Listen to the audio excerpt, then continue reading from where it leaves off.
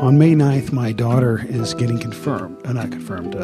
First Communion. And she recently asked me, she's preparing for this. She's getting the preparation that comes with it.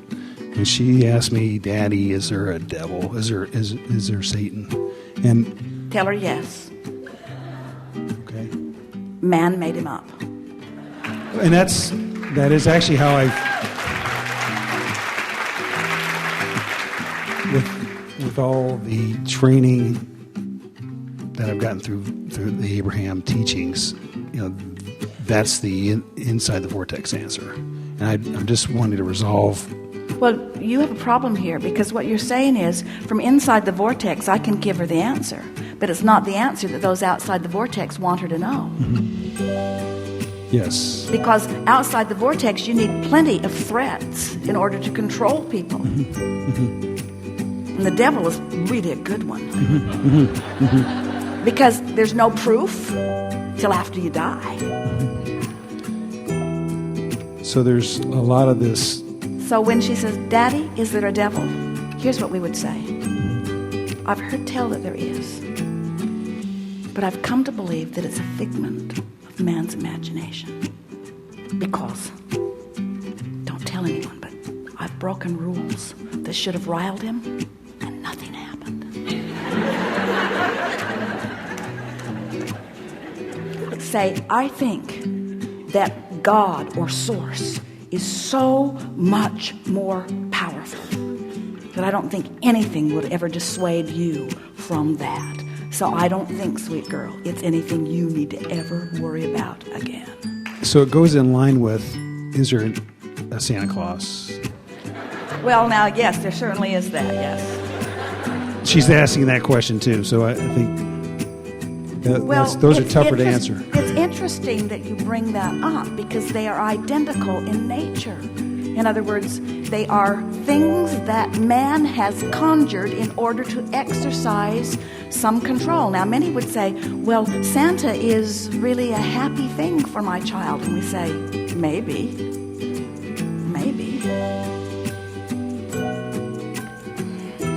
What you want to teach your child is alignment. That's something they can always believe in. And every other thing is really far, far, far, far, far down on the list of priorities. Yes, it's interesting, though, that she would ask that question. Is there a Satan or a devil, as opposed to, infinite love and... It's because that's the part she can feel is bogus. When she hears about that, she feels the offness of it. Esther remembers to this day, she was sitting on the steps of the front porch of her childhood home with the boy who lived next door. And her father came home, and Esther doesn't remember how old she was, but Vandy said to Esther's father, Mr. Weaver, will you please tell your daughter that there is no Santa Claus? And when Esther saw the look on her father's face, she knew. He was caught off guard. He didn't know what to do. And then Esther, her father didn't say anything, but Esther knew that was for sure. And then Esther spent years convincing her little sister that it was true, because she wanted Santa to keep coming. And she knew as long as someone believed that he would keep showing up, you see. So your daughter says, is there a Santa Claus? Is that what she's asking? She's at that point where did you put that in my stocking, or did you put that in the tree, or was that Santa? I'm still doing that. Yeah, it was Santa. So here's what we would say. We would say, when you come into alignment with who you really are and what you really want, the fairies of the universe, that's worse than Santa, the fairies of the universe orchestrate all kinds of circumstances and events that are so close to inexplainable. Sometimes the well-being that comes to you is directly related to me. I am the vortex through which it comes to you, through which you summon it. But there is so much more well-being that is flowing to you that is outside of anything that I have anything to do with. So, sweetheart, I believe in the flow of goodness to you, And whether you want to call it source, or whether you want to call it Santa, or whether you want to call it me being an orchestrator of some of it, well-being will always flow to you.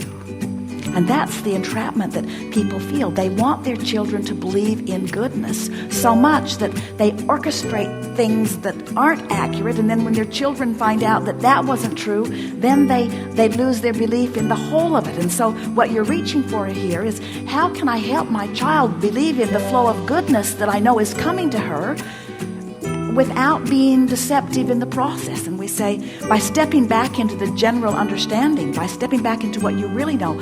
I know these things, say to her often. I know the value and goodness of that which is you. And I know that well-being is eternally flowing to you. And I know that your life will continue to unfold in wonderful ways. And I expect you to feel good all of the days of your life. And I know that you are the creator of your own experience, and that you have a powerful mind that you can focus into alignment with that which is source. And you can trust the way you feel. And when you think a thought that feels off, it's off. Because something that doesn't feel good means you've found a thought that is not in harmony with that which is source. And at an early age, this one is going to come to you and say, Dad, I'm hearing things at church that feel off to me.